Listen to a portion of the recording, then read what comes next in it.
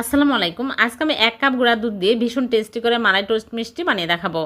প্রথমে একটা ডিম ভেঙে নিচ্ছি, তারপরে একটা বাটিতে নিয়ে নিচ্ছি গুঁড়া দুধ 1 কাপ, বেকিং পাউডার হাফ চামচ, তেল 1 টেবিল চামচ আর কর্নফ্লাওয়ার 1 চামচ, ময়দা 1 চামচ দিয়ে ভালো করে মিক্স করে নিলাম। তারপরে ডিমের মিশ্রণ দিয়ে আমি সফট একটা ডো তৈরি করে নিয়েছি। ঢেকে রাখবো 5 মিনিট। 5 মিনিট পর আমি এরকম করে গোল করে চ্যাপ্টা করে নিচ্ছি। সবগুলো মিষ্টি বানিয়ে নিয়েছি। এখন আমি মালাই তৈরি করব। চুলায় প্যান বসিয়ে দিয়ে দিচ্ছি 1 কাপ।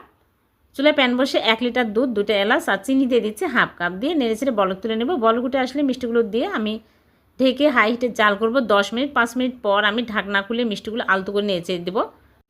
উতলে পড়ে যেতে লাগলে ঢাকনা খুলে আবারও ঢেকে দিতে হবে। এইভাবে 10 মিনিট জাল করে নিয়েছি। চুলা থেকে নামিয়ে রেখে দেবো 3 ঘন্টা। 3 ঘন্টা পর মিষ্টিগুলো তুলে নিয়েছি। এখন ইনস্ট্যান্ট মাওয়া তৈরি করে নেব। হাফ কাপ গুঁড়া দুধ, 1 চামচ ঘি দিয়ে ইনস্ট্যান্ট মাওয়া তৈরি করে নিলাম। তারপরে মিষ্টিগুলো কোট করে নিচ্ছি। হয়ে গেল ভীষণ টেস্টি মালাই টোস্ট মিষ্টি। ভালো লাগলে লাইক